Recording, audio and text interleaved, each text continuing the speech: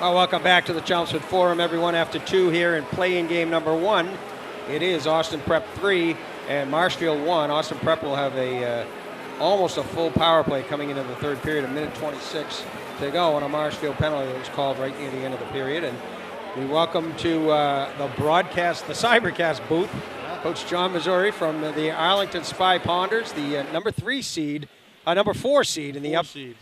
That was Mr. Freud, right?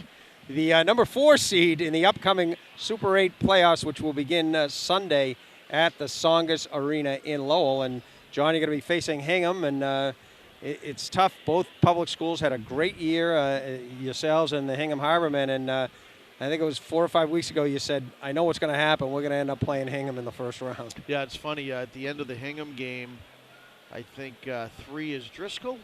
Yes. Hingham. Yeah, one of the captains. Yeah, great kid, great player. Yeah. And him and I had a funny exchange on the line. He says, maybe we'll see you down the road. I go, oh, don't worry, they'll set it up so that we'll be playing each other. So. Well, of course, it's not intentional, but that was kind of a crazy meeting on Saturday when the chips fell where they would, and it ended up fortuitous for Walpole and Marshfield, their first trips to the Super 8 tournament in the place of a play-in game, but congratulations to those 2 programs, 2 more publics that have made their mark and get invited to the big dance. Just anybody different's good. It's good. It's been a stale tournament for a while.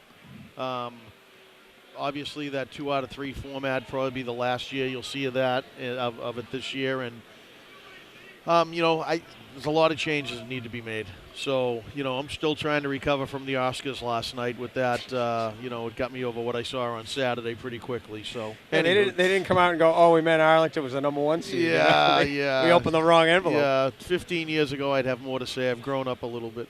Let's talk about your season. I mean, you're still a young team, but you got some great veteran leadership, and you come into the year with high hopes. You're playing in the tough Middlesex League, which is deep and wide and has great competition. But you were able to schedule some outside games this year, too, that I'm sure helped the team. Yeah, we played 7 games outside the league that were against all teams that were under consideration until the last second in this tournament or made the tournament. I mean, we've basically been on the ice with MC and the Garrett Regan Summit, and we played BC High, the 2 seed. We played Pope Francis twice, the 3 seed. We played Hingham. So we were able to, test ourselves. You learn from that. You get better from that, win or lose. The pace is good, and you have a lot of things to work on after those games. So, we're still trying to improve.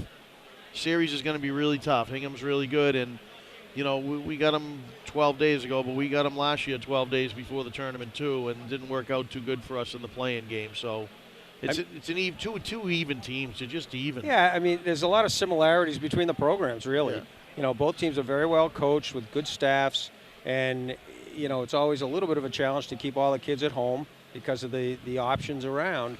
But I know that's, Reading has the same issue, and they try to keep kids there, too. And, it's an issue that, we're not going to resolve it in a 5-minute interview, but, no. Keeping some of your kids home really builds belief and builds continuity. And I think Hingham gets the value or you could call it good or bad of playing an independent schedule, but right.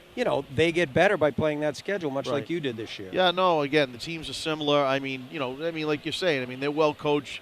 I mean, you got, Tony and I, he's got a little bit of advantage. His hair looks better than mine, although we're both Italian, so they've got that advantage on the bench. But what happens when you guys play golf? I'm going to have to gel up for this weekend. I'm going to have to go to the gel. But no, here's what I'm hoping's happening, Paul, is I'm hoping that a lot of kids are starting to realize that all these other paths have just turned a whole bunch of kids into nowhere, no-how, and they've missed out on doing what Hingham and ourselves are going to do on Sunday, play in front of a crowd, have a good experience. Right. And I think maybe this whole, go to this school, go to that school, chase this dream, chase that dream, that, like, when you look at Hingham and us, we had a lot of kids who could have left. Right. We had a lot of kids who could have left, and they've seen other kids leave our program, and it didn't pan out so well. So hopefully maybe that cycle's going to run itself, and high school hockey will get back into where it used to be. So it's not just other schools either. There are other avenues that people are the junior thinking that they're it's a path to wherever. Yeah, no, it's broken. It's unfortunately broken, the whole system, and like I said, hopefully there's a cycle that's going to occur here that's running that'll happen. But I worry about New England hockey because there's a time where BC was just all Massachusetts kids, and right. it's Snooks just Kelly. yeah, it's all so different now, and but hopefully it'll run the cycle. And you look at the atmosphere up here today. I mean, I just said before I came over, I said to one of my assistants, "This is when it gets good." He says, "Why?" I go, "Because now you're gonna have the crowd from both games in here in the third period, Right. And it'll be really fun right now. This is a good night." Yep.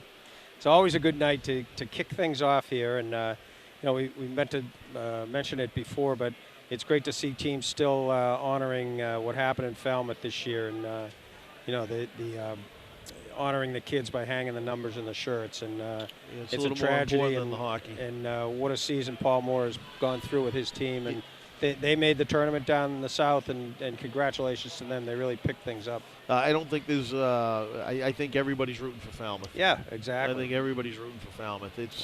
I unfortunately went through it twice in Winchester, and it's not easy. Yeah. It's tough.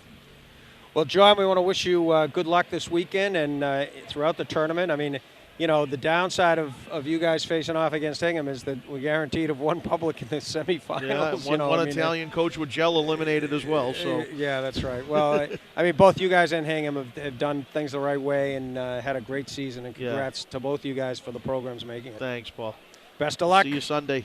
We're going to take a quick break here and come back with third period action in the first playing game. After 2 periods here, it is Austin Prep 3 and Marshfield 1.